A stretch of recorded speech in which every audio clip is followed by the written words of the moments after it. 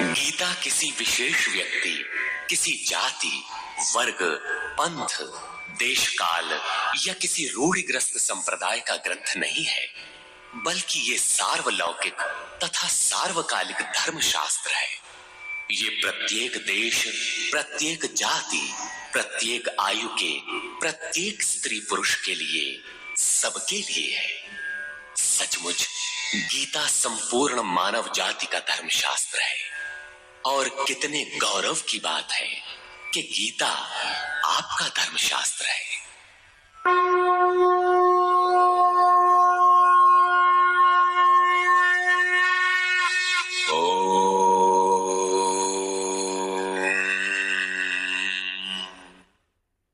श्री परमात्मने नमः।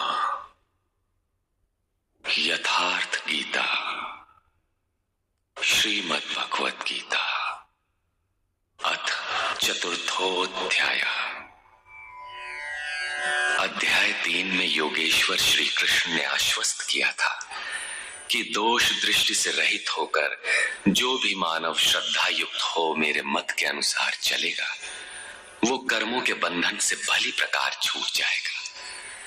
कर्म बंधन से मुक्ति दिलाने की क्षमता योग, ज्ञान योग या कर्म योग दोनों में है। योग में ही युद्ध संचार निहित है।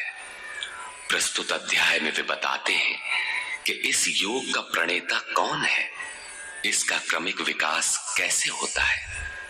श्री भगवान वाच।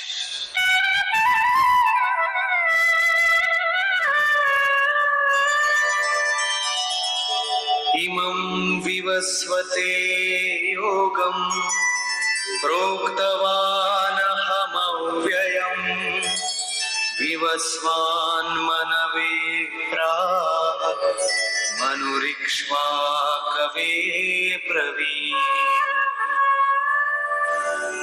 अर्जुन, मैंने इस अविनाशी योग को कल्प के आदि में विवस्वान अर्थात सूर्य के प्रति कहा। विवस्वान ने मनु से और मनु ने इक्ष्वाकु से कहा। किसने कहा? मैंने। श्री कृष्ण कौन थे? एक योगी, तत्व स्थित महापुरुष ही इस अविनाशी योग को कल्प के आरंभ में अर्थात भजन के आरंभ में विवस्वान अर्थात जो विवश हैं ऐसे प्राणियों से कहता है, सुरा में संचार कर देता है। यहाँ सूर्य एक प्रतीक है, क्योंकि सुरा में ही वो परम प्रकाश स्वरूप है और वहीं उसके पाने का विधान है। वास्तविक प्रकाशदाता अर्थात सूर्य वही है। ये योग अविनाशी है। योगेश्वर श्री कृष्ण ने कहा था कि इसमें आरंभ का नाश नहीं होता। इस योग का आरंभ भर कर दें तो ये पूर्णत्व दिलाकर ही शांत होता है। शरीर का कल्प औषधियों द्वारा होता है, किंतु आत्मा का भजन से होता है। भजन का आरंभ ही आत्मकल्प का आदि है। ये साधन भजन भी किसी महापुरुष की ही देन है। मोह निशा में अचेत आदिम मानव, जिसमें भजन का कोई संस्कार नहीं है, योग के विषय में जिसने कभी सोचा तक नहीं, ऐसा मनुष्य किसी महापुरुष को देखता है तो उनके दर्शन मात्र से, उनकी वाणी से, टूटी फूटी सेवा और सानिध्य से योग के संस्कार उसमें संचारित हो जाते हैं। गोस्वामी तुलसीदास जी इसी को कहते हैं, जे चितिये प्रभु जिन्ह प्रभु हेरे, ते सब भये परम पद जोगु। योगेश्वर श्री कृष्ण कहते हैं कि ये योग मैंने आरंभ में सूर्य से कहा। चक्षुः सूर्यो अजायत। महापुरुष के दृष्टि निक्षेप मात्र से योग के संस्कार सुरा में प्रसारित हो जाते हैं। स्वयं प्रकाश, स्ववश परमेश्वर का निवास सबके हृदय में है। सुरा अर्थात श्वास के निरोध से ही उसकी प्राप्ति का विधान है। सुरा में संस्कारों का सृजन ही सूर्य के प्रति कहना है। समय आने पर यह संस्कार मन में स्फुरित होगा। यही सूर्य का मन से कहना है। मन में स्फुरित होने पर महापुरुष के उस वाक्य के प्रति इच्छा जागृत हो जाएगी। यदि मन में कोई बात है तो उसे पाने की इच्छा अवश्य होगी। यही मनु का इक्ष्वाकु से कहना है। लालसा होगी कि वो नियत कर्म करें जो अविनाशी है, जो कर्म बंधन से मोक्ष दिलाता है। ऐसा है तो किया जाए और आराधना गति पकड़ लेती है। गति पकड़कर ये योग कहां पहुंचाता है, इस पर कहते हैं,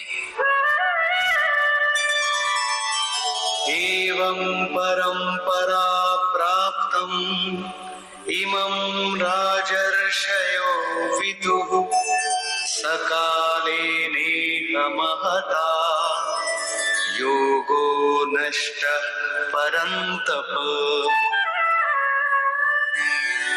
इस प्रकार किसी महापुरुष द्वारा संस्कार रहित पुरुषों की सुरा में, सुरा से मन में, मन से इच्छा में और इच्छा तीव्र होकर क्रियात्मक आचरण में ढलकर ये योग क्रमशः उत्थान करते करते राजर्षि श्रेणी तक पहुंच जाता है। उस अवस्था में जाकर विदित होता है।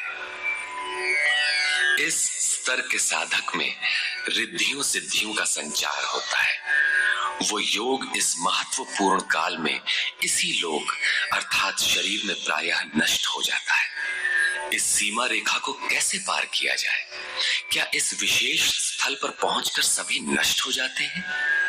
श्री कृष्ण कहते हैं, नहीं, जो मेरा आश्रित है, मेरा प्रिय भक्त है, अनन्य सखा है, वो नष्ट नहीं होता।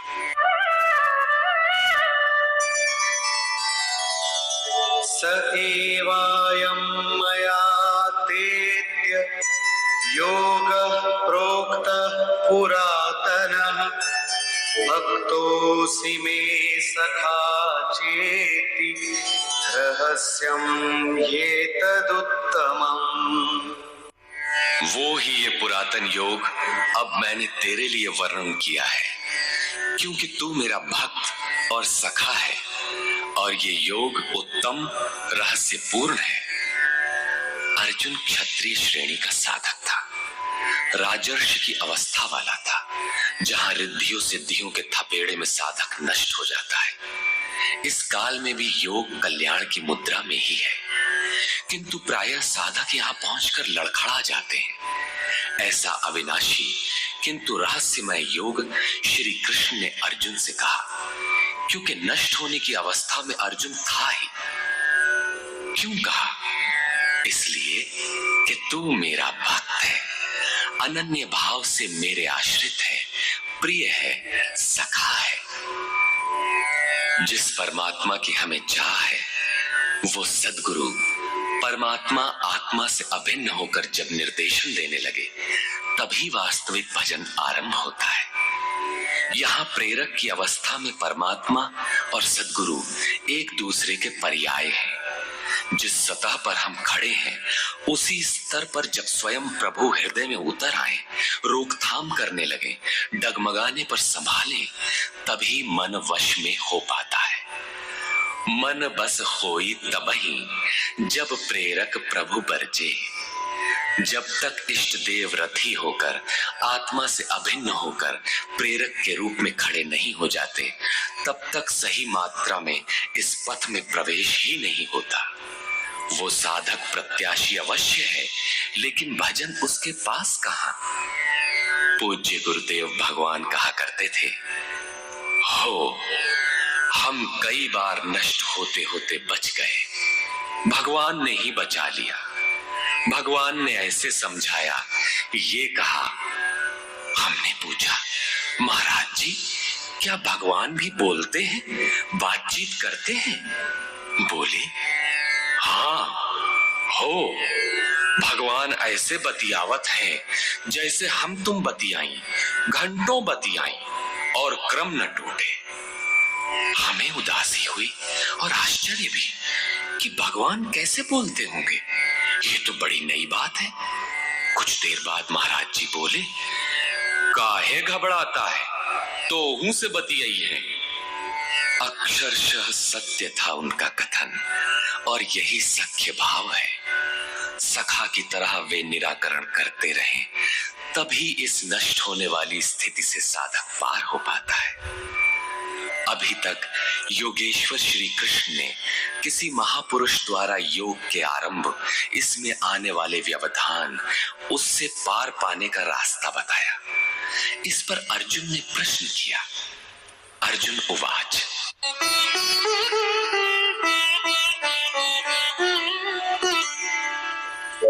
अपरं भवतो जन्म परं जन्म विवस्वतः कथमेतद्विजानीयाम् त्वमादौ प्रोक्तवानिति। भगवान, आपका जन्म तो अपरम अब हुआ है और मेरे अंदर सुरा का संचार बहुत पुराना है, तो मैं कैसे मान लूं कि इस योग को भजन के आदि में आपने ही कहा था। इस पर योगेश्वर श्री कृष्ण महाराज बोले। श्री भगवान वाच,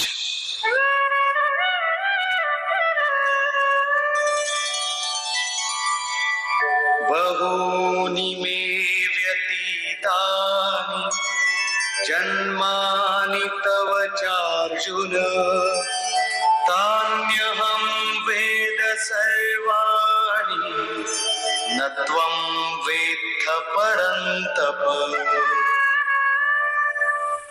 अर्जुन, मेरे और तेरे बहुत से जन्म हो चुके हैं। हे परम तप, उन सबको तू नहीं जानता, किंतु मैं जानता हूं। साधक नहीं जानता, स्वरूपस्थ महापुरुष जानता है, अव्यक्त की स्थिति वाला जानता है।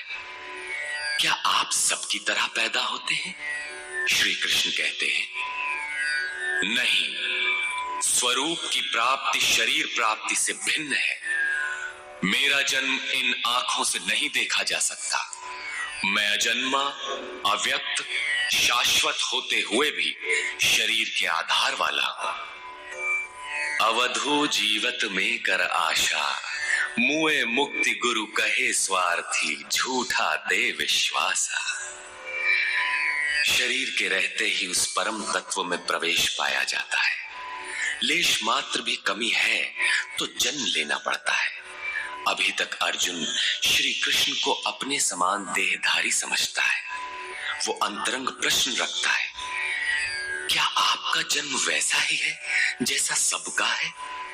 क्या आप भी शरीरों की तरह पैदा होते हैं? श्री कृष्ण कहते हैं, अजोऽपि सन्नव्ययात्मा भूतानामीश्वरोऽपि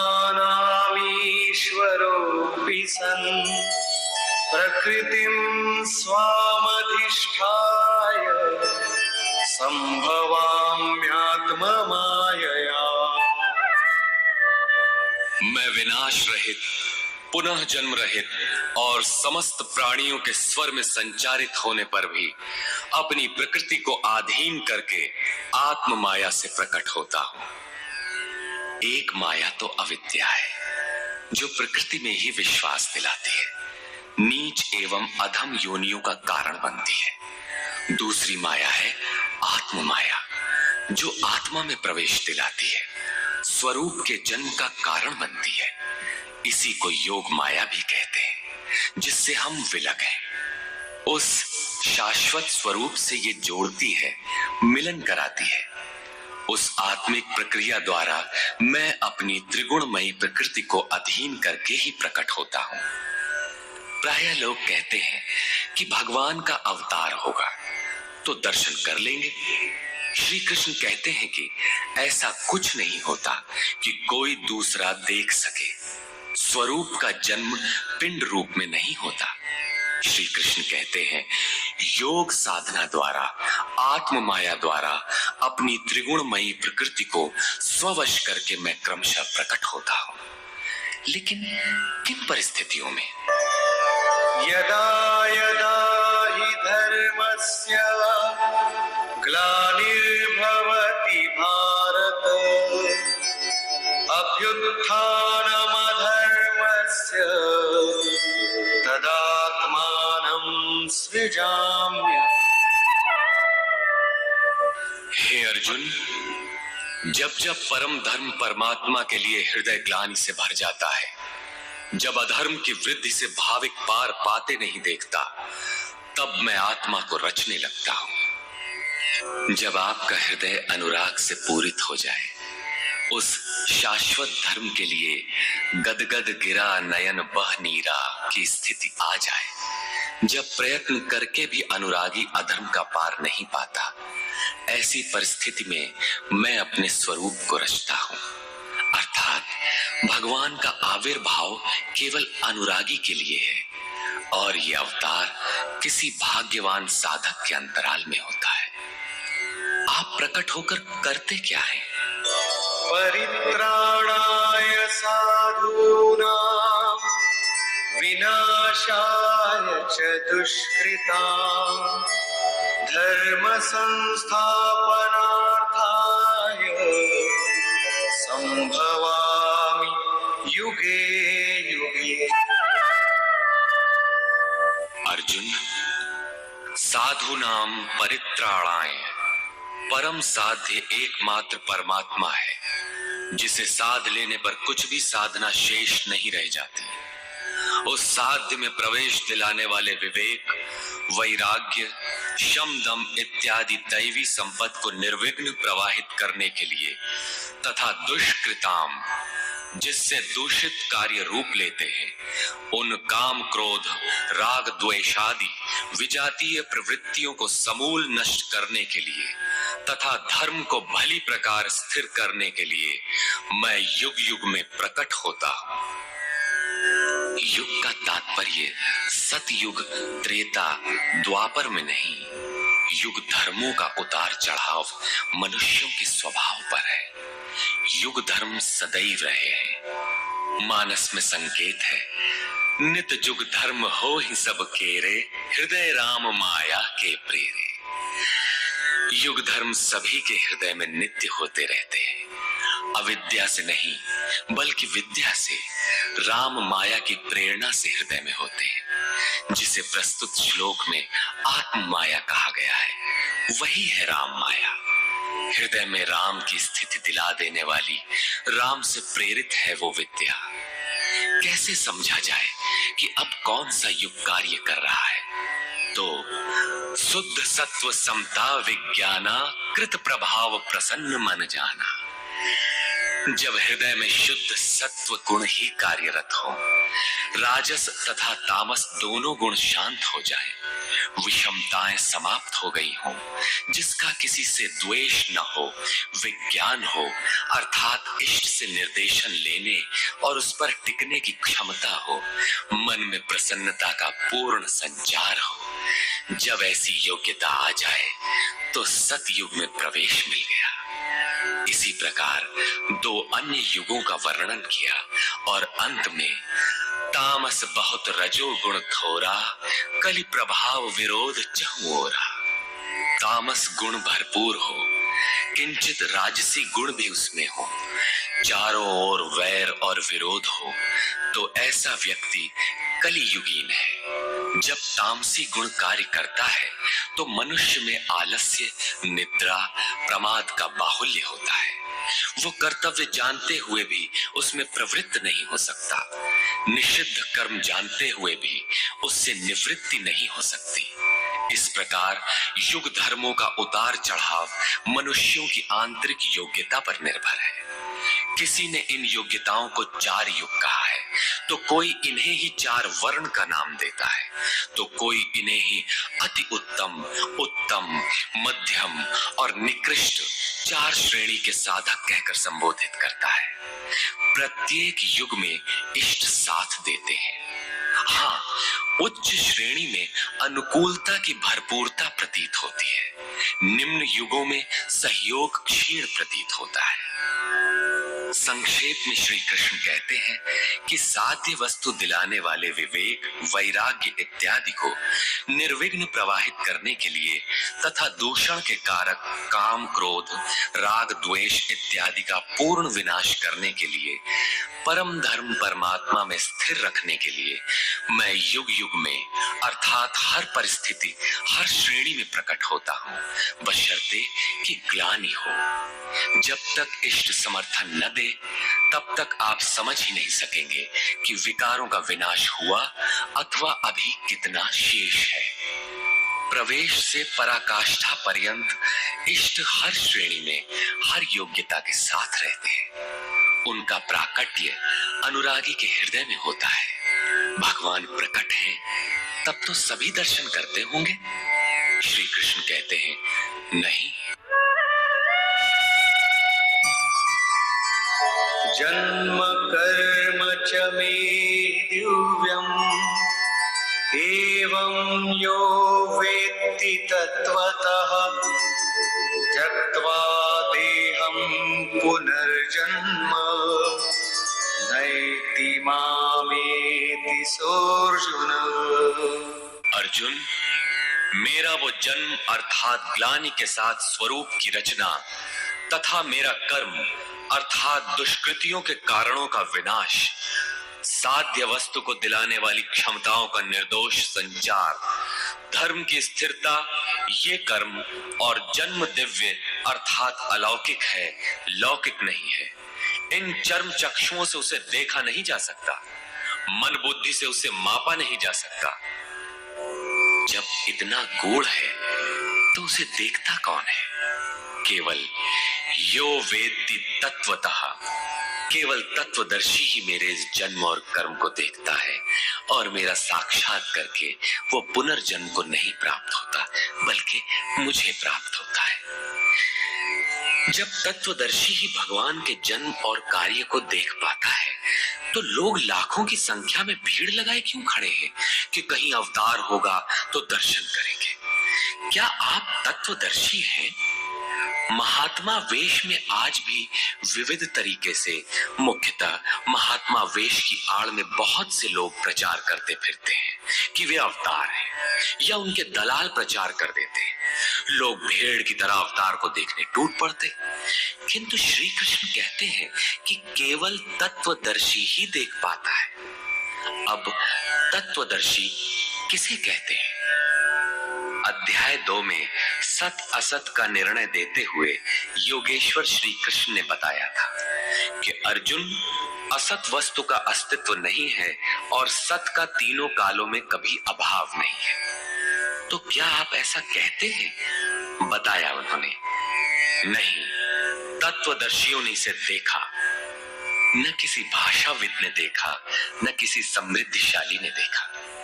यहां पुनः बल देते हैं कि मेरा आविर्भाव तो होता है लेकिन उसे तत्वदर्शी ही देख पाता है। तत्वदर्शी एक प्रश्न है। ऐसा कुछ नहीं कि 5 तत्व हैं, 25 तत्व हैं, इनकी गणना सीख ली और हो गए तत्वदर्शी। श्री कृष्ण ने आगे बताया कि आत्मा ही परम तत्व है। आत्मा परम से संयुक्त होकर परमात्मा हो जाता है। आत्म साक्षात्कार करने वाला ही इस आविर्भाव को समझ पाता है। सिद्ध है कि अवतार किसी विरही अनुरागी के हृदय में होता है। आरंभ में उसे वो समझ नहीं पाता कि हमें कौन संकेत देता है, कौन मार्गदर्शन करता है, किंतु परम तत्व परमात्मा के दर्शन के साथ ही वो देख पाता है, समझ पाता है और फिर शरीर को त्याग कर पुनर्जन्म को प्राप्त नहीं होता। श्री कृष्ण ने कहा कि मेरा जन्म दिव्य है, इसे देखने वाला मुझे प्राप्त होता है। तो लोगों ने उनकी मूर्ति बना ली, पूजा करने लगे, आकाश में कहीं उनके निवास की कल्पना कर ली। ऐसा कुछ नहीं है। उन महापुरुषों का आशय केवल इतना था कि यदि आप निर्धारित कर्म करें तो पाएंगे कि आप भी दिव्य हैं। आप जो हो सकते हैं वो मैं हो गया हूं। मैं आपकी संभावना हूं, आपका ही भविष्य हूं। अपने भीतर आप जिस दिन ऐसी पूर्णता पा लेंगे तो आप भी वही होंगे जो श्री कृष्ण है। जो श्री कृष्ण का स्वरूप है वही आपका भी हो सकता है। अवतार कहीं बाहर नहीं होता। हाँ, यदि अनुराग पूरित हृदय हो तो आपके भीतर भी अवतार की अनुभूति संभव है। वे आपको प्रोत्साहित करते हैं कि बहुत से लोग इस मार्ग पर चलकर मेरे स्वरूप को प्राप्त कर चुके हैं। वीतराग भय क्रोधा मन्मया मामुपाश्रिताः बहवो ज्ञान तपसा भूता मद्भावमागता। राग और विराग दोनों से परे वीतराग तथा इसी प्रकार भय अभय, क्रोध अक्रोध दोनों से परे अनन्य भाव से अर्थात अहंकार रहित मेरे शरण हुए बहुत से लोग ज्ञान तप से पवित्र होकर मेरे स्वरूप को प्राप्त हो चुके हैं। अब ऐसा होने लगा हो ऐसी बात नहीं है। ये विधान सदैव से रहा है। बहुत से पुरुष इसी प्रकार से मेरे स्वरूप को प्राप्त हो चुके हैं। किस प्रकार? जिन जिन का हृदय अधर्म की वृद्धि देखकर परमात्मा के लिए ग्लानि से भर गया, उस स्थिति में मैं अपने स्वरूप को रचता हूं। वे मेरे स्वरूप को प्राप्त होते हैं, जिसे योगेश्वर श्री कृष्ण ने तत्व दर्शन कहा था, उसे ही अब ज्ञान कहते हैं। परम तत्व है परमात्मा, उसे प्रत्यक्ष दर्शन के साथ जानना ज्ञान है। ऐसी जानकारी वाले ज्ञानी मेरे स्वरूप को प्राप्त करते हैं। यहाँ ये प्रश्न पूरा हो गया। अब वे योग्यता के आधार पर भजने वालों का श्रेणी विभाजन करते हैं। ये यथा मां प्रपद्यन्ते तांस्तथैव भजाम्यहम् मम वर्त्मानुवर्तन्ते मनुष्याः पार्थ सर्वशः। पार्थ, जो मुझे जितनी लगन से जैसा भजते हैं, मैं भी उनको वैसा ही भजता हूं, उतनी ही मात्रा में सहयोग देता हूं। साधक की श्रद्धा ही कृपा बनकर उसे मिलती है। इस रहस्य को जानकर सुधी जन संपूर्ण भाव से मेरे मार्ग के अनुसार ही बरतते हैं। जैसा मैं बरतता हूं, जो मुझे प्रिय है वैसा ही आचरण करते हैं। जो मैं कराना चाहता हूं वही करते हैं। भगवान कैसे भजते हैं? वे रथी बनकर खड़े हो जाते हैं, साथ चलने लगते हैं, यही उनका भजना है। दूषित जिनसे पैदा होते हैं उनका विनाश करने के लिए वे खड़े हो जाते हैं।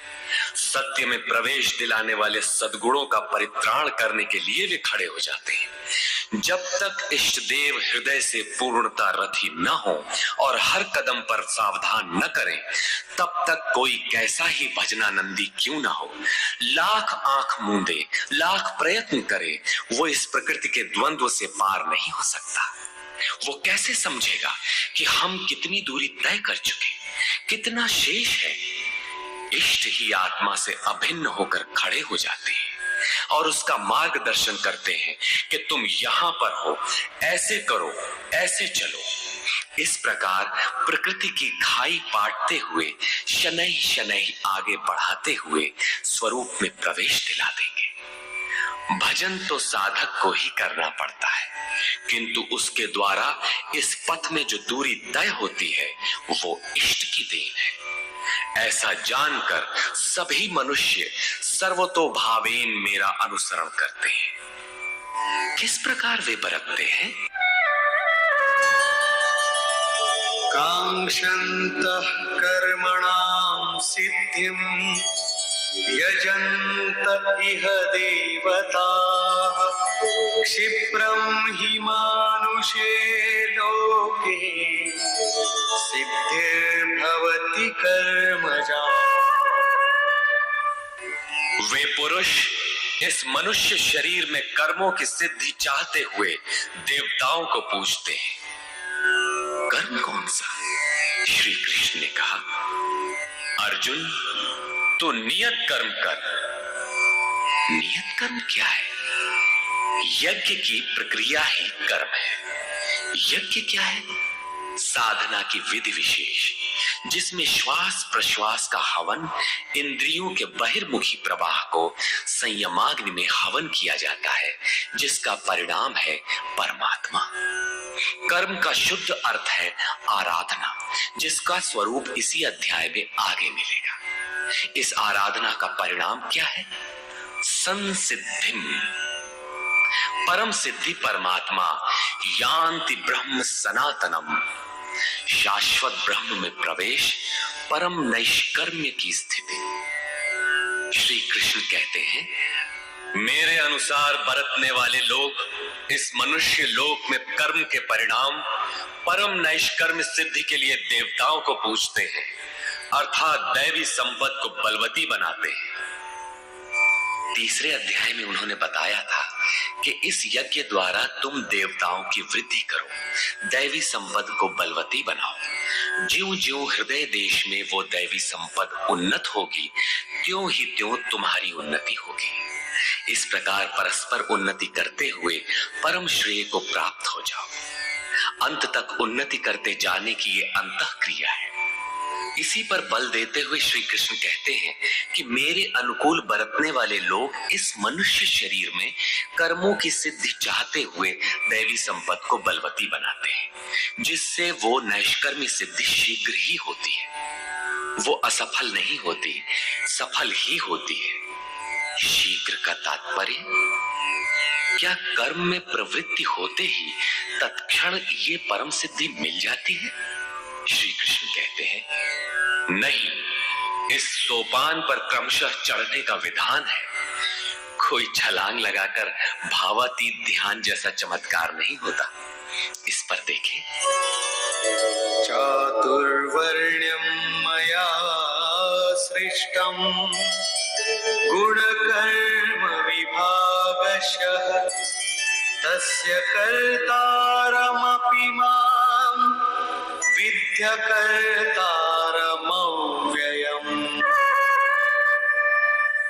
अर्जुन, चातुर्वर्ण्यम मया सृष्टम, 4 वर्णों की रचना मैंने की। तो क्या मनुष्यों को 4 भागों में बांट दिया? श्री कृष्ण कहते हैं, नहीं, गुण कर्म विभागशः, गुणों के माध्यम से कर्म को 4 भागों में बांटा। गुण एक पैमाना है, मापदंड है। तामसी गुण होगा तो आलस्य, निद्रा, प्रमाद, कर्म में न प्रवृत्त होने का स्वभाव, जानते हुए भी अकर्तव्य से निवृत्ति न हो पाने की विवशता रहेगी। ऐसी अवस्था में साधन आरंभ कैसे करें?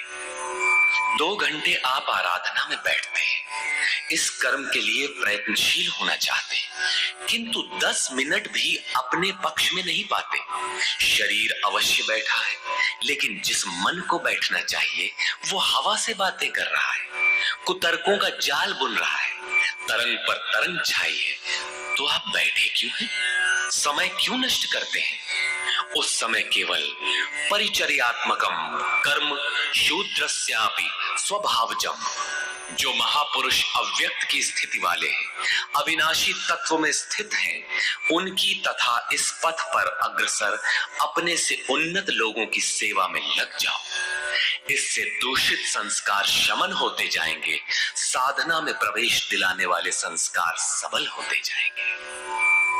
क्रमशः तामसी गुण न्यून होने पर राजसी गुणों की प्रधानता तथा सात्विक गुण के स्वल्प संचार के साथ साधक की क्षमता वैश्य श्रेणी की हो जाती है।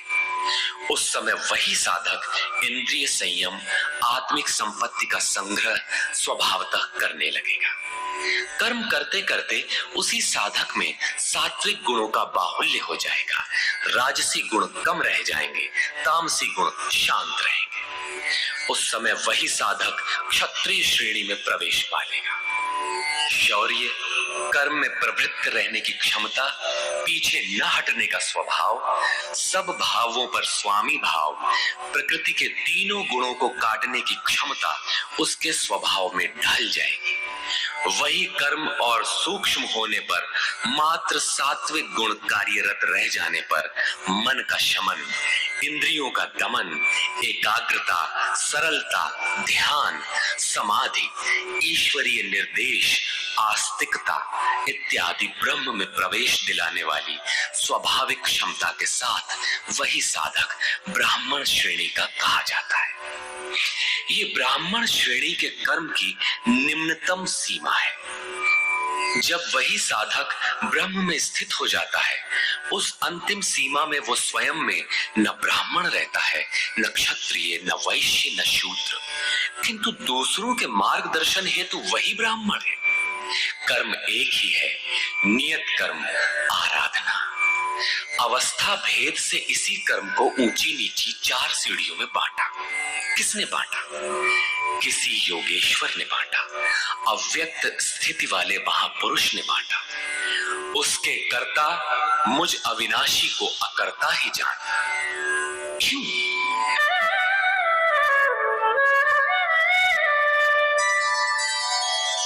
न मां कर्माणि लिम्पन्ति न मे कर्मफले स्पृहा इति मां योऽभिजानाति कर्मभिर्न स बध्यते। क्योंकि कर्मों के फल में मेरी स्पृहा नहीं है। कर्मों का फल क्या है?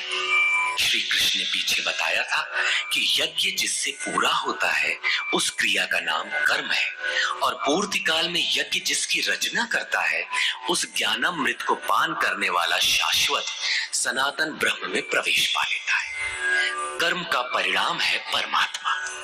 उस परमात्मा की चाह भी अब मुझे नहीं है, क्योंकि वो मुझसे भिन्न नहीं है। मैं अव्यक्त स्वरूप हूं, उसी की स्थिति वाला हूं। अब आगे कोई सत्ता नहीं जिसके लिए इस कार्य पर स्नेह रखूं। इसलिए कर्म मुझे लिपायमान नहीं करते, और इसी स्तर से जो भी मुझे जानता है, अर्थात जो कर्मों के परिणाम परमात्मा को प्राप्त कर लेता है, उसे भी कर्म नहीं बांधते। जैसे श्री कृष्ण वैसे उस स्तर से जानने वाला महापुरुष। एवं ज्ञात्वा कृतं कर्म पूर्वैरपि मुमुक्षुभिः कुरु कर्मैव तस्मात् त्वं पूर्वतरं कृतम्। अर्जुन, पहले होने वाले मोक्ष की इच्छा वाले पुरुषों द्वारा भी यही जानकर कर्म किया गया। क्या जानकर? यही कि जब कर्मों का परिणाम परमात्मा भिन्न न रह जाए, कर्मों के परिणाम परमात्मा की स्पृहा न रह जाने पर उस पुरुष को कर्म नहीं बांधते। श्री कृष्ण इसी स्थिति वाले हैं, इसलिए वे कर्म से लिपायमान नहीं होते, और उसी स्तर से हम जान लेंगे तो हमें भी कर्म नहीं बांधेगा। जैसा श्री कृष्ण ठीक उसी स्तर से जो भी जान लेगा, वैसा ही वो पुरुष भी कर्म बंधन से मुक्त हो जाएगा। अब श्री कृष्ण भगवान, महात्मा, अव्यक्त, योगेश्वर या महायोगेश्वर जो भी रहे हों, वो स्वरूप सबके लिए है। यही समझकर पहले के मुमुक्षु पुरुषों ने, मोक्ष की इच्छा वाले पुरुषों ने कर्म पर कदम रखा। इसलिए अर्जुन, तू भी पूर्वजों द्वारा सदा से किए हुए इसी कर्म को कर। यही कल्याण का एकमात्र मार्ग है। अभी तक योगेश्वर श्री कृष्ण ने कर्म करने पर बल दिया, किंतु ये स्पष्ट नहीं किया कि कर्म क्या है। अध्याय 2 में उन्होंने कर्म का नाम मात्र लिया कि अब इसी को तू निष्काम कर्म के विषय में सुन। उसकी विशेषताओं का वर्णन किया कि ये जन्म मरण के महान भय से रक्षा करता है। कर्म करते समय सावधानी का वर्णन किया, लेकिन ये नहीं बताया कि कर्म क्या है। अध्याय 3 में उन्होंने कहा कि ज्ञान मार्ग अच्छा लगे या निष्काम कर्म योग, कर्म तो करना ही पड़ेगा। न कर्मों को त्यागने से कोई ज्ञानी होता है और न कर्म को न आरंभ करने से कोई निष्कर्मी। हठवश जो नहीं करते वे दंभी है। इसलिए मन से इंद्रियों को वश में करके कर्म कर। कौन सा कर्म करें? तो बताया नियत कर्म कर। अब ये निर्धारित कर्म है कौन? तो बोले यज्ञ की प्रक्रिया ही नियत कर्म है। एक नवीन प्रश्न दिया कि यज्ञ क्या है जिसे करें तो कर्म हो जाए। वहां भी यज्ञ की उत्पत्ति बताई, उसकी विशेषताओं का वर्णन किया, किंतु यज्ञ नहीं बताया जिससे कर्म को समझा जा सके। अभी तक ये स्पष्ट नहीं हुआ कि कर्म क्या है।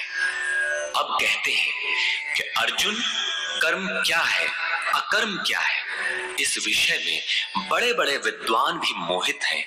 उसे भली प्रकार समझ लेना चाहिए। किं कर्म किम कर्मेति कवयोप्यत्र मोहिताः तत्ते कर्म प्रवक्ष्यामि यज्ञात्वा मोक्ष्यसे शुभाम्। कर्म क्या है और अकर्म क्या है, इस विषय में बुद्धिमान पुरुष भी मोहित है। इसलिए मैं वो कर्म तेरे लिए अच्छी तरह से कहूंगा जिसे जानकर तू अशुभात मोक्ष से, अशुभ अर्थात संसार बंधन से भली प्रकार छूट जाएगा। कर्म कोई ऐसी वस्तु है जो संसार बंधन से मुक्ति दिलाती है। इसी कर्म को जानने के लिए श्री कृष्ण पुनः बल देते हैं। कर्मणो ह्यपि बोद्धव्यम् बोद्धव्यम् च विकर्मणः अकर्मणश्च बोद्धव्यम् गहना कर्मणो गतिः।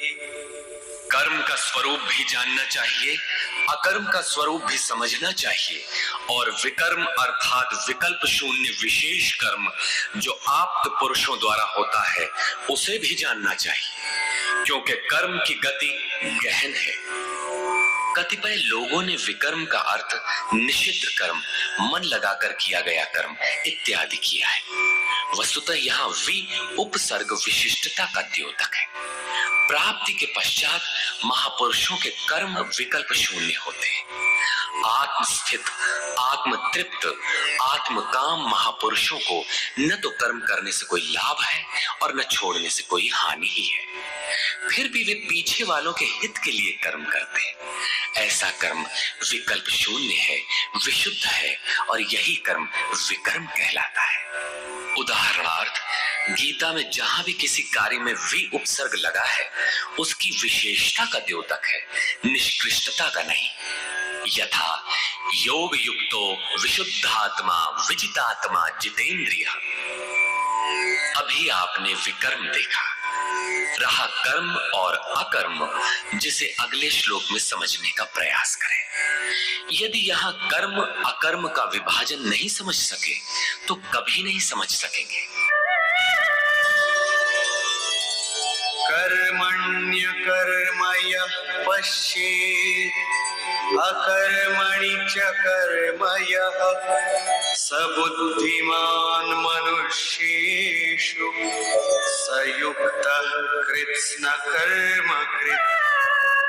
जो पुरुष कर्म में अकर्म देखे, कर्म माने आराधना अर्थात आराधना करे और ये भी समझे कि करने वाला मैं नहीं हूं बल्कि गुणों की अवस्था ही चिंतन में हमें नियुक्त करता है, मैं इष्ट द्वारा संचालित हूं, ऐसा देखे और जब इस प्रकार अकर्म देखने की क्षमता आ जाए और धारावाहिक रूप से कर्म होता रहे तभी समझना चाहिए कि कर्म सही दिशा में हो रहा है।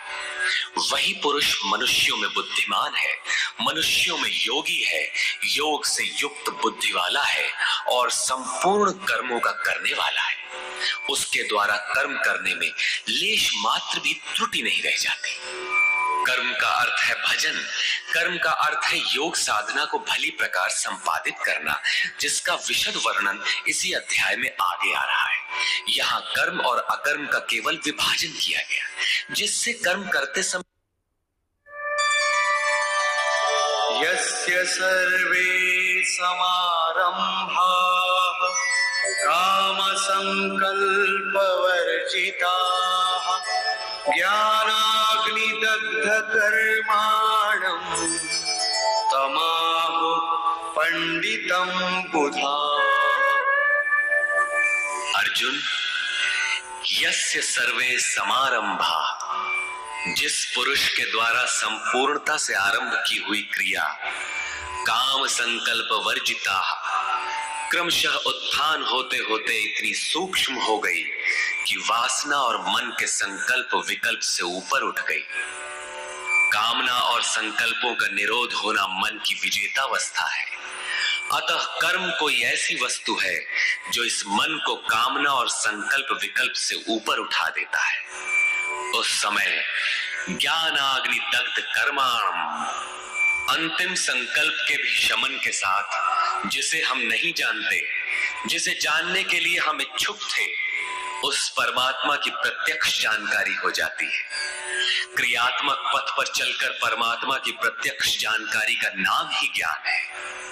उस ज्ञान के साथ ही दग्ध कर्माणम, कर्म सदा के लिए दग्ध हो जाते हैं। जिसे पाना था पा लिया, आगे कोई सत्ता नहीं जिसकी शोध करे, इसलिए कर्म करके ढूंढे भी तो किसे। उस जानकारी के साथ कर्म की आवश्यकता समाप्त हो जाती है। ऐसी स्थिति वालों को ही बोध स्वरूप महापुरुषों ने पंडित कहकर संबोधित किया है। उनकी जानकारी पूर्ण है। ऐसी स्थिति वाला महापुरुष करता क्या है, रहता कैसे है, उसकी रहनी पर प्रकाश डालते हैं। त्यक्त्वा कर्मफलासङ्गम् नित्यतृप्तो निराश्रयः कर्मण्यभिप्रवृत्तोऽपि नैव किञ्चित् करोति सः। अर्जुन, वह पुरुष सांसारिक आश्रय से रहित होकर नित्य वस्तु परमात्मा में ही तृप्त रहकर कर्मों के फल परमात्मा की आसक्ति को भी त्याग कर कर्म में अच्छी प्रकार बरतता हुआ भी कुछ नहीं करता। निराशीर्यत चित्तात्मा त्यक्त सर्व परिग्रहः शारीरं केवलं कर्म कुर्वन्नाप्नोति किल्बिषम्। जिसने अंतःकरण और शरीर को जीत लिया है, भोगों की संपूर्ण सामग्री जिसने त्याग दी है, ऐसे आशा रहित पुरुष का शरीर केवल कर्म करता दिखाई भर पड़ता है। वस्तुतः वो करता धरता कुछ नहीं, इसलिए पाप को प्राप्त नहीं होता। वो पूर्णत्व को प्राप्त है, इसलिए आवागमन को प्राप्त नहीं होता।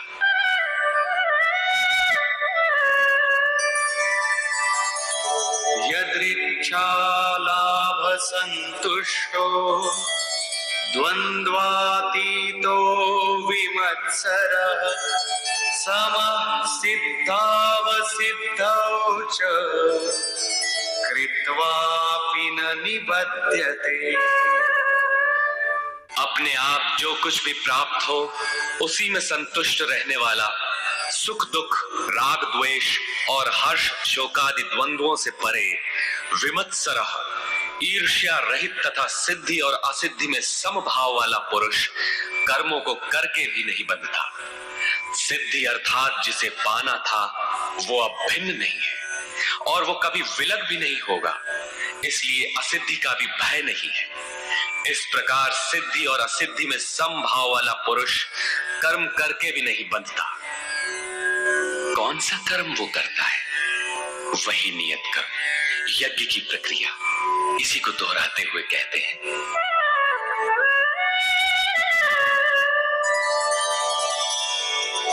गत संगस्य मुक्तस्य ज्ञानावस्थित चेतसः यज्ञायाचरतः कर्म समग्रं प्रविलीयते। अर्जुन, यज्ञायाचरतः कर्म, यज्ञ का आचरण ही कर्म है और साक्षात्कार का नाम ही ज्ञान है। इस यज्ञ का आचरण करके साक्षात्कार के साथ ज्ञान में स्थित संग दोष और आसक्ति से रहित मुक्त पुरुष के संपूर्ण कर्म भली प्रकार विलीन हो जाते हैं। वे कर्म कोई परिणाम उत्पन्न नहीं कर पाते, क्योंकि कर्मों का फल परमात्मा उनसे भिन्न नहीं रह गया। अब फल में कौन सा फल लगेगा?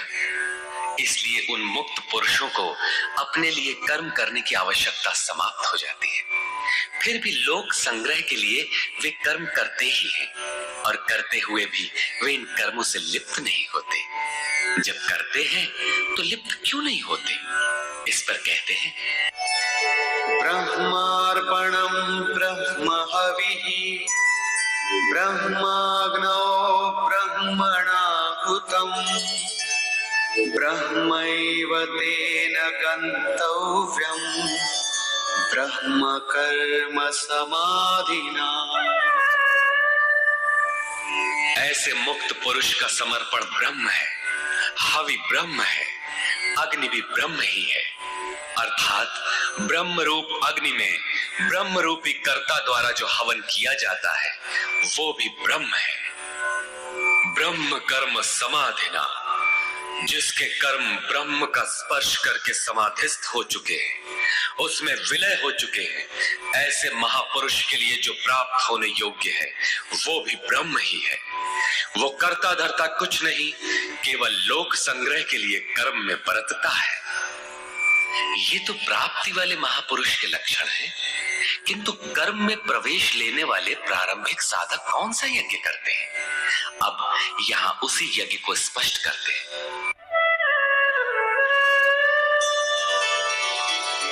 दैवमेवापरे यज्ञं योगिनः पर्युपासते ब्रह्माग्नावपरे यज्ञं यज्ञेनैवोपजुह्वति।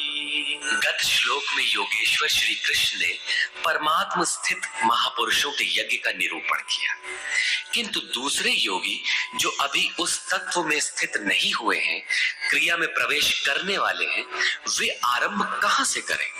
इस पर कहते हैं कि दूसरे योगी लोग दैवम यज्ञम अर्थात दैवी संपद को अपने हृदय में बलवती बनाते हैं, जिसके लिए ब्रह्मा का निर्देश था कि इस यज्ञ द्वारा तुम लोग देवताओं की उन्नति करो।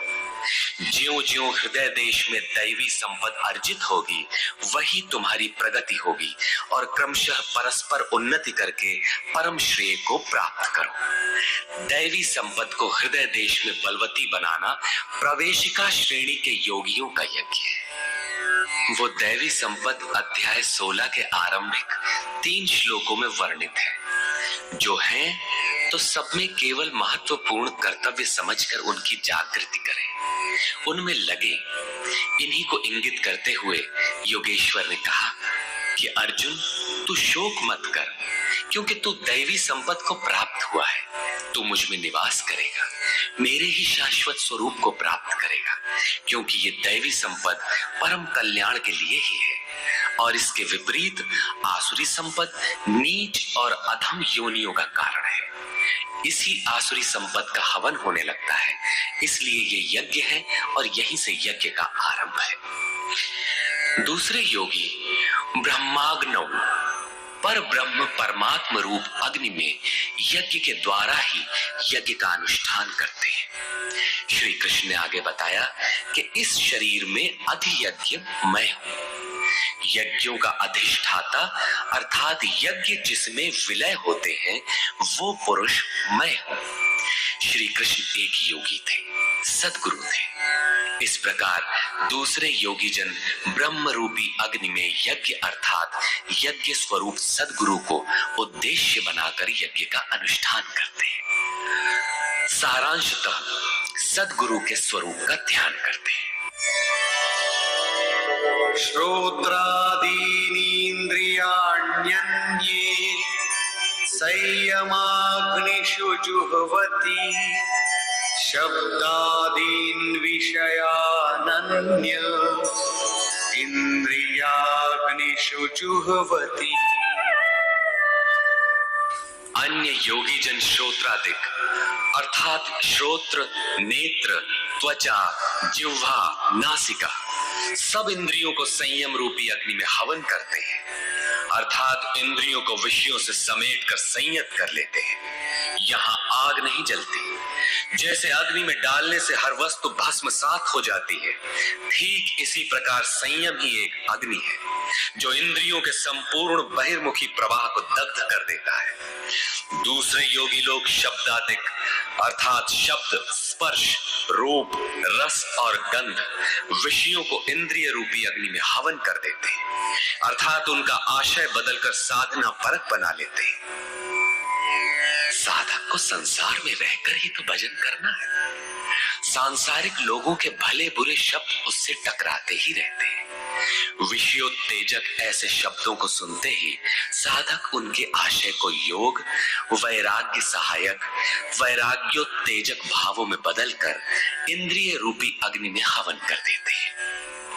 जैसे कि एक बार अर्जुन अपने चिंतन में रत था, अकस्मात उसके कर्ण कुहरों में संगीत लहरी झंझना उठी।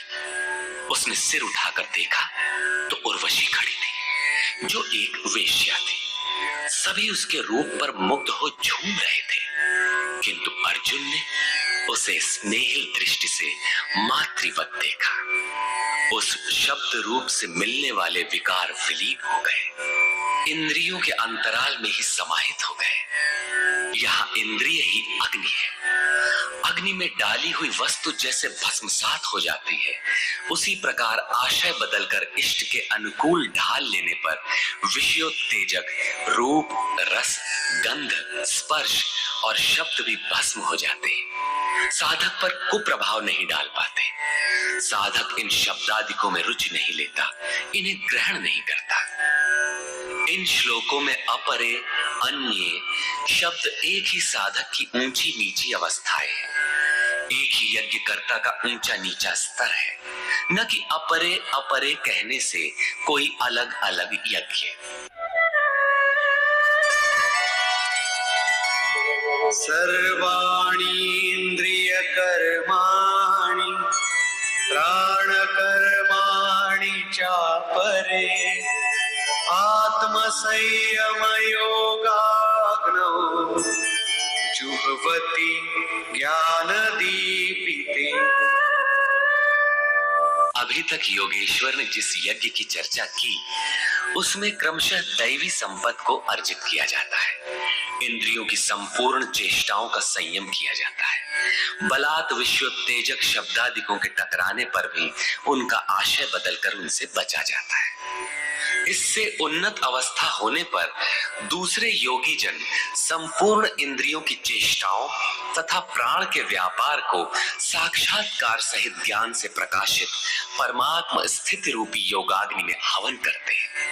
जब संयम की पकड़ आत्मा के साथ तद्रूप हो जाती है, प्राण और इंद्रियों का व्यापार भी शांत हो जाता है, उस समय विषयों को उद्दीप्त करने वाली और इष्ट में प्रवृत्ति दिलाने वाली दोनों धाराएं आत्मसात हो जाती हैं, परमात्मा में स्थिति मिल जाती है, यज्ञ का परिणाम निकल आता है।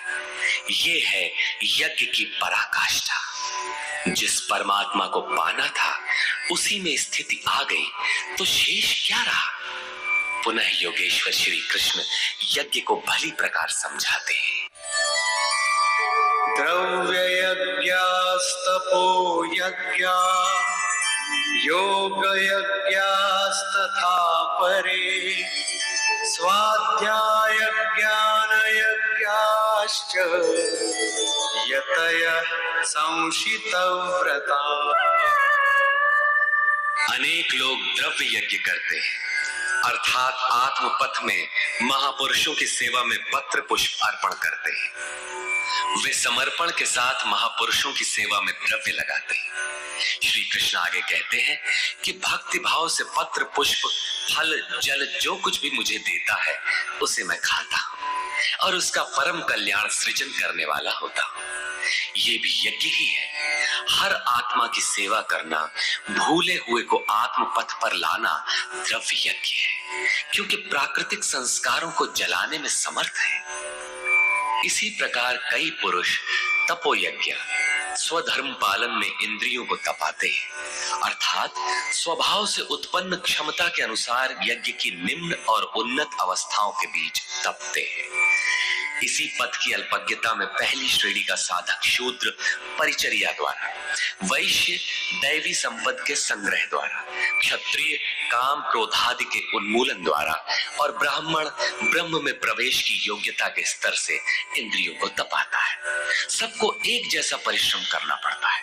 वास्तव में यज्ञ एक ही है, अवस्था के अनुसार ऊंची नीची श्रेणियां गुजरती जाती है। पूज्य महाराज जी कहते थे, मन सहित इंद्रियों और शरीर को लक्ष्य के अनुरूप तपाना ही तप कहलाता है। ये लक्ष्य से दूर भागेंगे, इन्हें समेट कर उधर ही लगाओ। अनेक पुरुष योग यज्ञ का आचरण करते हैं। प्रकृति में भटकती हुई आत्मा का प्रकृति से परे परमात्मा से मिलन का नाम योग है। योग की परिभाषा अध्याय 6/23 में दृष्टव्य है। सामान्यतः दो वस्तुओं का मिलन योग कहलाता है। कागज से कलम मिल गया, थाली और मेज मिल गए तो क्या योग हो गया? नहीं, ये तो पंचभूतों से निर्मित पदार्थ है, एक ही है। दो कहां? दो प्रकृति और पुरुष हैं। प्रकृति में स्थित आत्मा अपने ही शाश्वत रूप परमात्मा में प्रवेश पा जाता है, तो प्रकृति पुरुष में विलीन हो जाती है। यही योग है। अतः अनेक पुरुष इस मिलन में सहायक शम, दम इत्यादि नियमों का भली प्रकार आचरण करते हैं।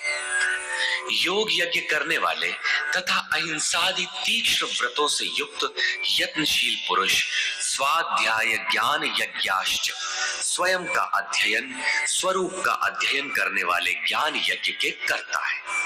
यहाँ योग के अंगों अर्थात यम, नियम, आसन, प्राणायाम, प्रत्याहार, धारणा, ध्यान और समाधि, इनको अहिंसादि तीक्ष्ण व्रतों से निर्दिष्ट किया गया है। अनेक लोग स्वाध्याय करते हैं। पुस्तक पढ़ना तो स्वाध्याय का आरंभिक स्तर मात्र है। विशुद्ध स्वाध्याय है स्वयं का अध्ययन, जिससे स्वस्वरूप की उपलब्धि होती है, जिसका परिणाम है ज्ञान अर्थात साक्षात्कार। यज्ञ का अगला चरण बताते हैं।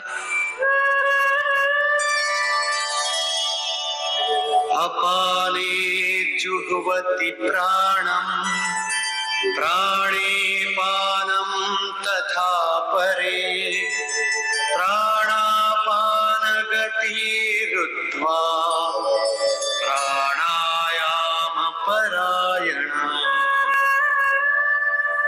बहुत से योगी अपान वायु में प्राण वायु का हवन करते हैं और उसी प्रकार प्राण वायु में अपान वायु का हवन करते हैं। इससे सूक्ष्म अवस्था हो जाने पर अन्य योगी जन प्राण और अपान दोनों की गति रोककर प्राणायाम के परायण हो जाते हैं। जिसे श्री कृष्ण प्राण अपान कहते हैं, उसी को महात्मा बुद्ध अनापान कहते हैं। इसी को उन्होंने श्वास प्रश्वास भी कहा है। प्राण वो श्वास है जिसे आप भीतर खींचते हैं और अपान वो श्वास है जिसे आप बाहर छोड़ते हैं। योगियों की अनुभूति है कि आप श्वास के साथ बाह्य वायुमंडल के संकल्प भी ग्रहण करते हैं और प्रश्वास में इसी प्रकार आंतरिक भले बुरे चिंतन की लहर फेंकते रहते हैं। बाह्य किसी संकल्प का ग्रहण न करना प्राण का हवन है तथा भीतर संकल्पों को न उठने देना अपान का हवन है। न भीतर से किसी संकल्प का स्फुरण हो और न ही बाह्य दुनिया में चलने वाले चिंतन अंदर क्षोभ उत्पन्न कर पाए। इस प्रकार प्राण और अपान दोनों की गति सम हो जाने पर प्राणों का याम अर्थात निरोध हो जाता है। यही प्राणायाम है। ये मन की विजितावस्था है। प्राणों का रुकना और मन का रुकना एक ही बात है। प्रत्येक महापुरुष ने इस प्रकरण को लिया है। वेदों में इसका उल्लेख है, चत्वारि वाक पारमिता पदानि। इसी को पूज्य महाराज जी कहा करते थे। हो, एक ही नाम को 4 श्रेणियों से जपा जाता है, बैखरी, मध्यमा, पश्यंती और परा। बैखरी उसे कहते हैं जो व्यक्त हो जाए, नाम का इस प्रकार उच्चारण हो कि आप सुने और बाहर कोई बैठा हो तो उसे भी सुनाई पड़े। मध्यमा अर्थात मध्यम स्वर में जप, जिसे केवल आप ही सुने, बगल में बैठा हुआ व्यक्ति भी उस उच्चारण को सुन न सके। ये उच्चारण कंठ से होता है। धीरे धीरे नाम की धुन बन जाती है, डोर लग जाती है। साधना और सूक्ष्म हो जाने पर पश्यंती अर्थात नाम देखने की अवस्था आ जाती है। फिर नाम को जपा नहीं जाता, यही नाम श्वास में ढल जाता है। मन को दृष्टा बनाकर खड़ा कर दे, देखते बर रहे कि सांस कहती क्या है, सांस आती है कब, बाहर निकलती है कब, कहती है क्या। महापुरुषों का कहना है कि ये सांस नाम के सिवाय और कुछ कहती ही नहीं। साधक नाम का जप नहीं करता, केवल उससे उठने वाली धुन को सुनता है, सांस को देखता भर है, इसलिए इसे पश्यंती कहते हैं। पश्यंती में मन को दृष्टा के रूप में खड़ा करना पड़ता है, किंतु साधन और उन्नत हो जाने पर सुनना भी नहीं पड़ता। एक बार सुरत लगा भर दे, स्वतः सुनाई देगा।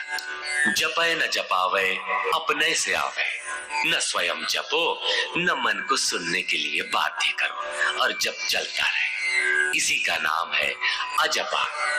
ऐसा नहीं कि जप प्रारंभ ही न करें और आ गई अजपा।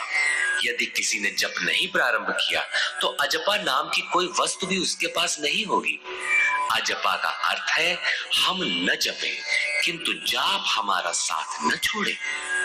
एक बार सुरत का कांटा लगा भर दे तो जप प्रवाहित हो जाए और अनवरत चलता रहे। इस स्वाभाविक जप का नाम है अजपा, और यही है परावाणी का जप। ये प्रकृति से परे तत्व परमात्मा में प्रवेश दिलाती है। इसके आगे वाणी में कोई परिवर्तन नहीं है। परम का दिग्दर्शन करा के उसी में विलीन हो जाती है, इसलिए इसे परा कहते हैं। मन श्वास के साथ जुड़ा है।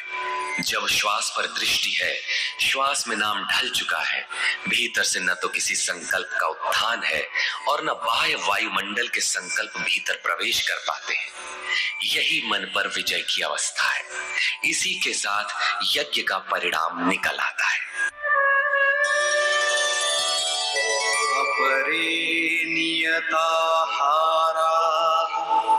प्राणान् प्राणेषु जुह्वति सर्वेप्येते यज्ञविदो यज्ञक्षपितकल्मषा। दूसरे नियमित आहार करने वाले प्राण को प्राणों में ही हवन करते हैं। पूज्य महाराज जी कहा करते थे कि योगी का आहार दृढ़, आसन दृढ़ और निद्रा दृढ़ होनी चाहिए। आहार विहार पर नियंत्रण बहुत आवश्यक है। ऐसे अनेक योगी प्राण को प्राण में ही हवन कर देते हैं, अर्थात श्वास लेने पर ही ध्यान केंद्रित रखते हैं, प्रश्वास पर ध्यान नहीं देते। सांस आई तो सुना ओम, पुनः सांस आई तो ओम सुनते रहे। इस प्रकार यज्ञों द्वारा नष्ट पाप वाले ये सभी पुरुष यज्ञ के जानकार हैं। इन निर्दिष्ट विधियों में से यदि कहीं से भी करते हैं तो वे सभी यज्ञ के ज्ञाता हैं। अब यज्ञ का परिणाम बताते हैं।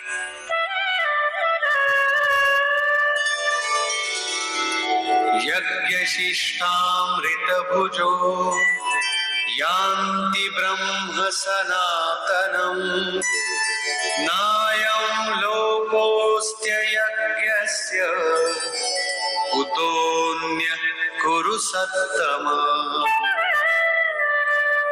कुरुश्रेष्ठ अर्जुन, यज्ञ शिष्टामृत भुज, यज्ञ जिसकी सृष्टि करता है, जिसे अवशेष छोड़ता है, वो है अमृत।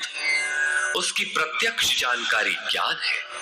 उस ज्ञानामृत को भोगने अर्थात प्राप्त करने वाले योगी जन यान्ति ब्रह्म सनातनम, शाश्वत सनातन पर ब्रह्म को प्राप्त होते हैं। यज्ञ कोई ऐसी वस्तु है जो पूर्ण होते ही सनातन पर ब्रह्म में प्रवेश दिला देती है। यज्ञ न करें तो आपत्ति क्या है? श्री कृष्ण कहते हैं कि यज्ञ रहित पुरुष को पुनः ये मनुष्य लोक अर्थात मानव शरीर भी सुलभ नहीं होता, फिर अन्य लोग कैसे सुखदायी होंगे? उसके लिए तो तिर्यक योनियां सुरक्षित है, इससे अधिक कुछ नहीं। अतः यज्ञ करना मनुष्य मात्र के लिए नितांत आवश्यक है।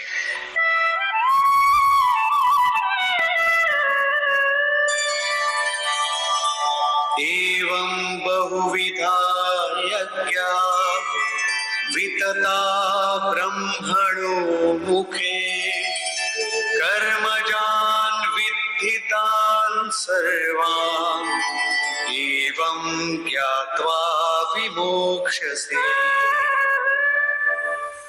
इस प्रकार उपर्युक्त बहुत प्रकार के यज्ञ वेद की वाणी में कहे गए हैं, ब्रह्म के मुख से विस्तारित है।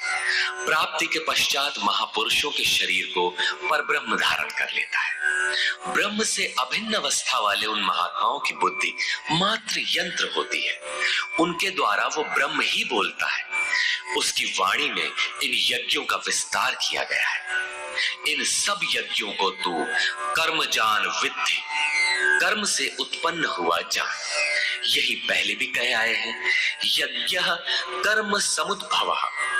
उन्हें इस प्रकार क्रियात्मक चलकर जान लेने पर, जैसा अभी बताया था, यज्ञ करके जिनका पाप नष्ट हो चुका हो वही यज्ञ के यथार्थ ज्ञाता है। अतः अर्जुन, तू विमोक्ष्य से संसार बंधन से पूर्णतः छूट जाएगा। यहां योगेश्वर ने कर्म को स्पष्ट कर दिया।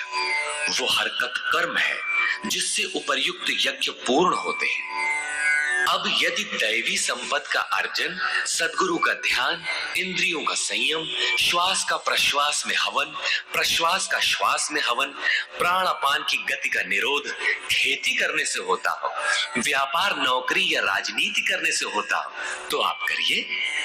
यज्ञ तो ऐसी क्रिया है जो पूर्ण होते ही तत्क्षण परब्रह्म में प्रवेश दिला देती है। बाह्य किसी भी कार्य से आप तत्क्षण ब्रह्म में प्रवेश पा जाते हो तो कीजिए।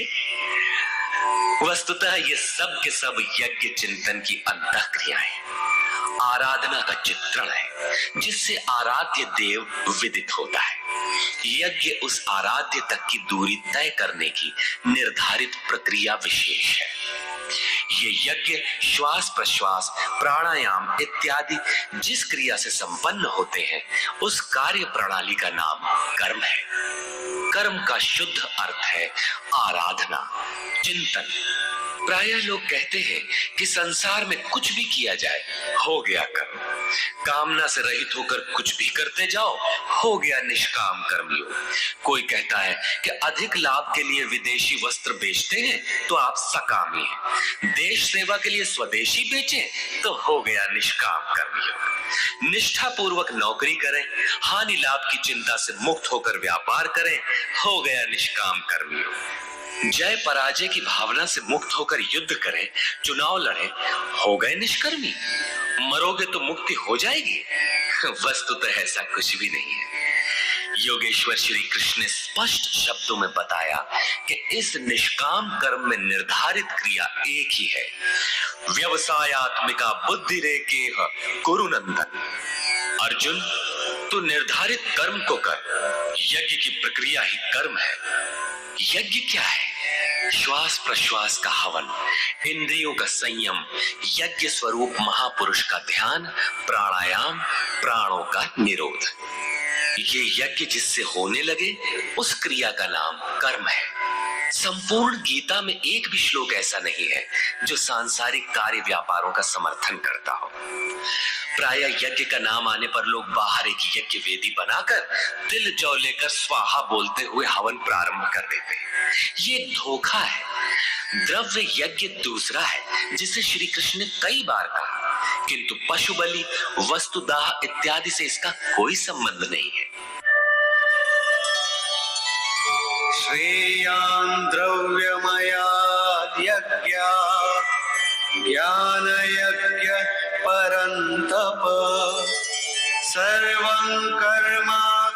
पार्थ ज्ञाने परिसमाप्यते।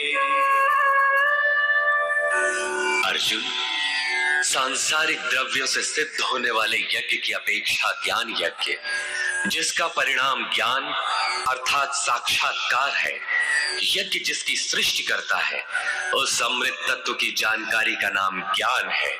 ऐसा यज्ञ श्रेयस्कर है, परम कल्याणकारी है। हे पार्थ, संपूर्ण कर्म ज्ञान में शेष हो जाते हैं, परिसमाप्यते, भली प्रकार समाहित हो जाते हैं। ज्ञान यज्ञ की पराकाष्ठा है।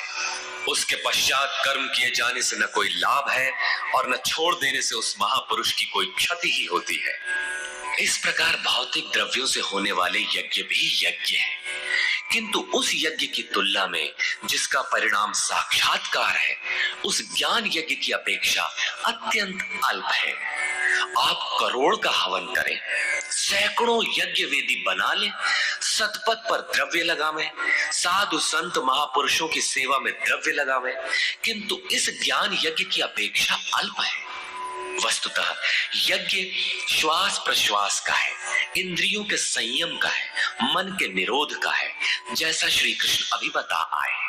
इस यज्ञ को प्राप्त कहां किया जाए, उसकी विधि कहां से सीखें? यथा तद्विद्धि प्रणिपातेन परिप्रश्नेन सेवया उपदेक्षन्ति ते ज्ञानम् ज्ञानिनस्तत्त्वदर्शिनः। इसलिए अर्जुन, तू तत्वदर्शी महापुरुष के पास जाकर भली प्रकार प्रणत होकर अर्थात दंडवत प्रणाम करके, अहंकार त्याग कर, शरण होकर, भली प्रकार सेवा करके, निष्कपट भाव से प्रश्न करके तो उस ज्ञान को जान। वे तत्व को जानने वाले ज्ञानी जन तेरे लिए उस ज्ञान का उपदेश करेंगे, साधना पथ पर चलाएंगे। समर्पित भाव से सेवा करने के उपरांत ही इस ज्ञान को सीखने की क्षमता आती है।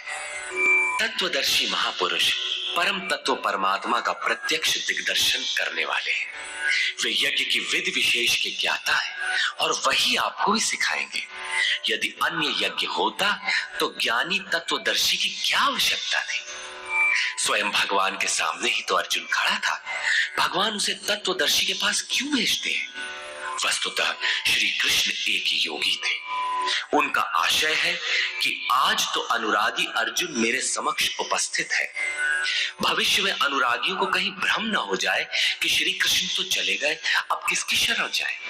इसलिए उन्होंने स्पष्ट किया कि तत्वदर्शी के पास जाओ, वे ज्ञानी जन तुझे उपदेश देंगे और यज्ञात्वा न पुनर्मोहम् एवं यास्यसि पाण्डव येन भूतान्यशेषेण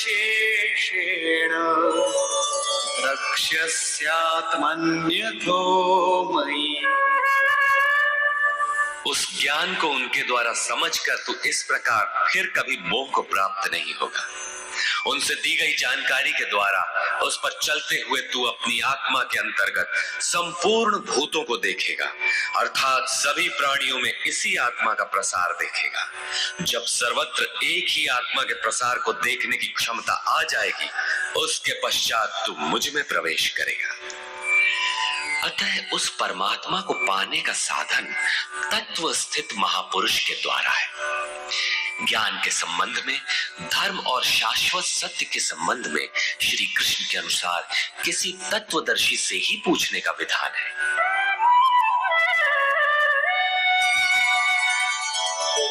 अपि चेदसि पापेभ्यः सर्वेभ्यः पापकृत्तमः सर्वं ज्ञानप्लवेनैव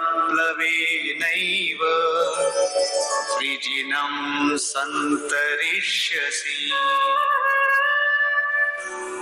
यदि तू सब पापियों से भी अधिक पाप करने वाला है, तब भी ज्ञान रूपी नौका द्वारा सभी पापों से निस्संदेह भली प्रकार तर जाएगा।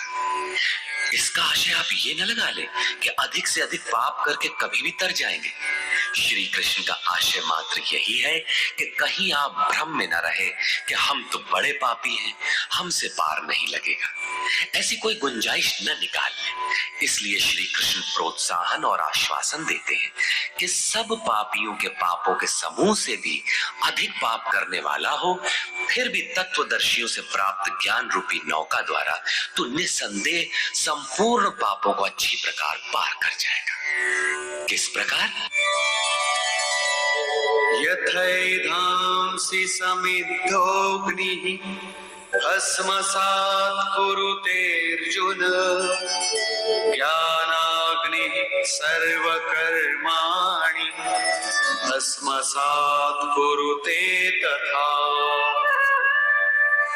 अर्जुन, जिस प्रकार प्रज्वलित अग्नि ईंधन को भस्म कर देता है, ठीक उसी प्रकार ज्ञान रूपी अग्नि संपूर्ण कर्मों को भस्म कर देता है।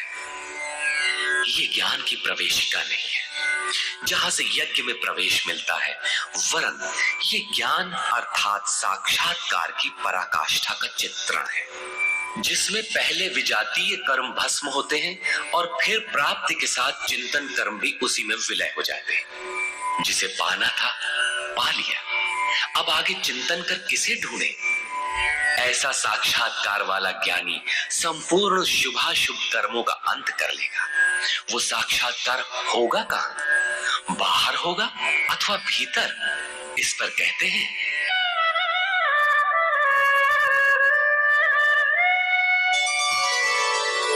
नहि ज्ञानेन सदृशं पवित्रमिह विद्यते तत्स्वयं योग संसिद्धः कालेनात्मनि विन्दति। इस संसार में ज्ञान के समान पवित्र करने वाला निसंदेह कुछ भी नहीं है। उस ज्ञान अर्थात साक्षात्कार को तू स्वयं, दूसरा नहीं, योग की परिपक्व अवस्था में, आरंभ में नहीं, अपनी आत्मा के अंतर्गत हृदय देश में ही अनुभव करेगा, बाहर नहीं। इस ज्ञान के लिए कौन सी योग्यताएं अपेक्षित है? योगेश्वर के ही शब्दों में, श्रद्धावान् लभते ज्ञानम् तत्पर संयतेन्द्रियः ज्ञानं लब्ध्वा परां शान्तिम् अचिरेणाधिगच्छति।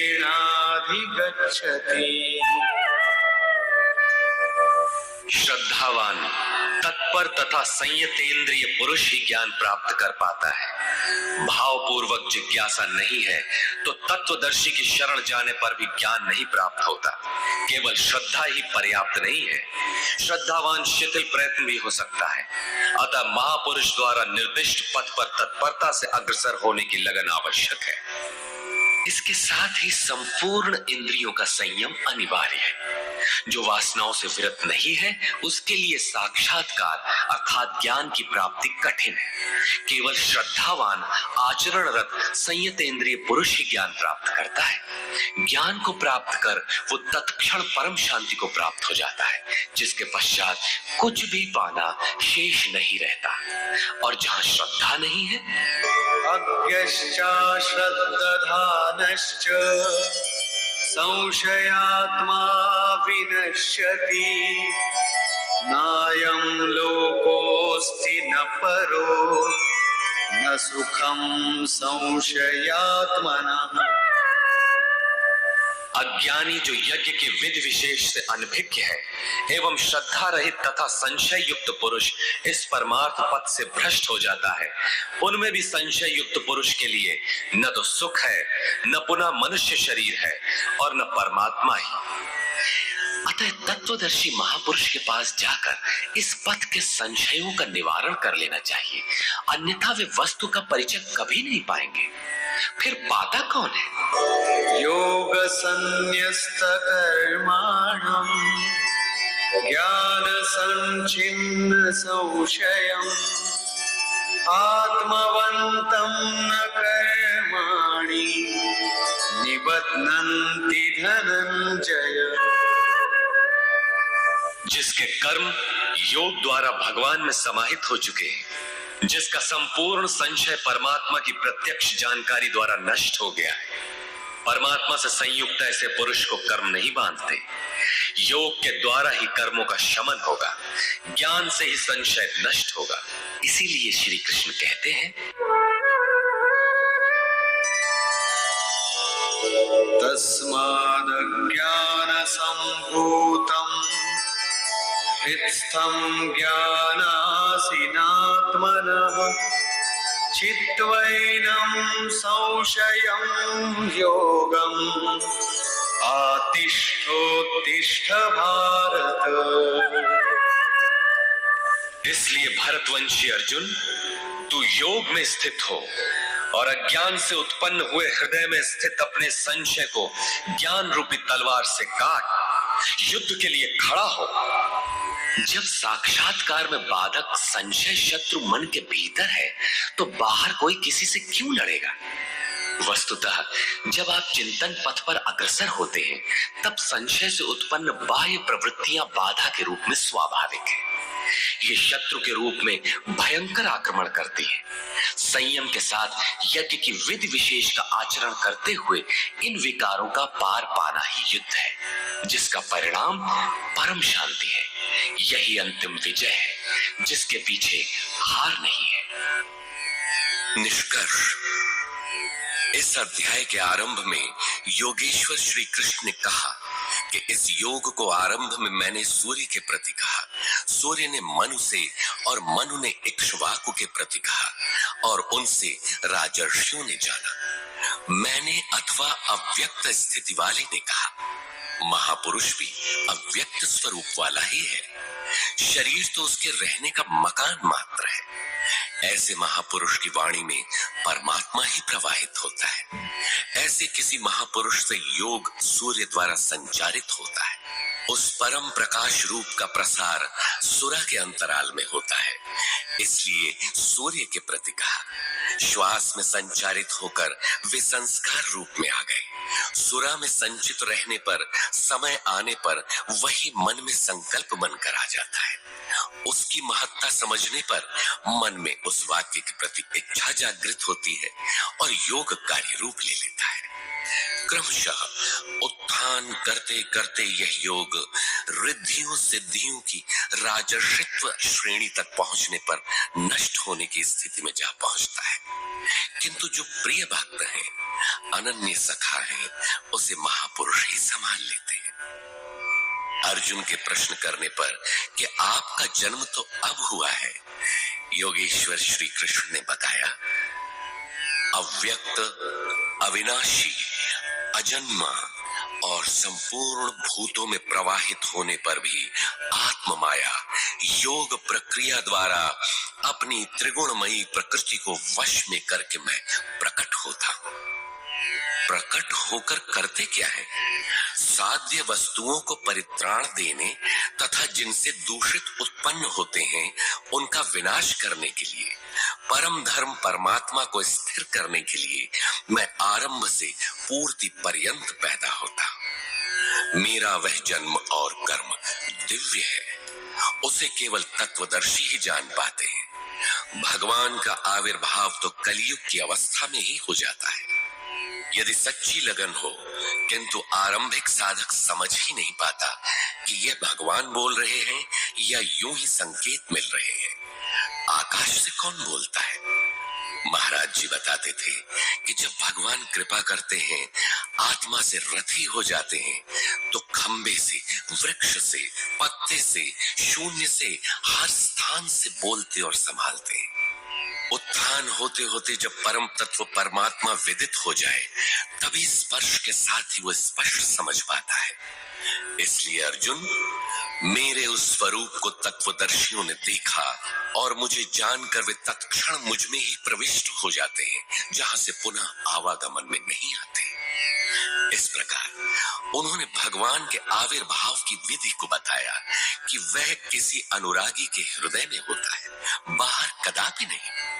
श्री कृष्ण ने बताया, मुझे कर्म नहीं बांधते और इस स्तर से जो जानता है उसे भी कर्म नहीं बांधते। यही समझकर मुमुक्षु पुरुषों ने कर्म का आरंभ किया था कि उस स्तर से जानेंगे तो जैसे श्री कृष्ण वैसा ही उस स्तर से जानने वाला वह पुरुष, और जान लेने पर वैसा ही वह मुमुक्ष अर्जुन।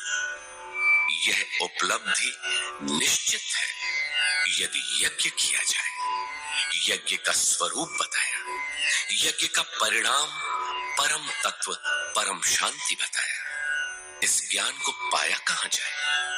इस पर किसी तत्वदर्शी के पास जाने और उन्हें विधियों से पेश आने को कहा, जिससे वे महापुरुष अनुकूल हो जाए। योगेश्वर ने स्पष्ट किया कि वह ज्ञान तो स्वयं आचरण करके पाएगा, दूसरे के आचरण से तुझे नहीं मिलेगा। वह भी योग की सिद्धि के काल में प्राप्त होगा, प्रारंभ में नहीं। वह ज्ञान अर्थात साक्षात्कार हृदय देश में होगा, बाहर नहीं। श्रद्धालु, तत्पर, संयतेंद्रिय एवं संशय रहित पुरुष ही से प्राप्त करता है। अतः हृदय में स्थित अपने संशय को वैराग्य की तलवार से काट। यह हृदय देश की लड़ाई है। बाह्य युद्ध से गीतोक्त युद्ध का कोई प्रयोजन नहीं है। इस अध्याय में योगेश्वर श्री कृष्ण ने मुख्य रूप से यज्ञ का स्वरूप स्पष्ट किया और बताया कि यज्ञ जिससे पूरा होता है उसे करने अर्थात कार्य प्रणाली का नाम कर्म है। कर्म को भली प्रकार इसी अध्याय में स्पष्ट किया। अतः ओम तत्सदिति श्रीमद् भगवद गीता सूपनिषत्सु ब्रह्म विद्यायाम योग शास्त्रे श्री कृष्ण अर्जुन संवादे यज्ञ कर्म स्पष्टीकरण नाम चतुर्थो अध्यायः।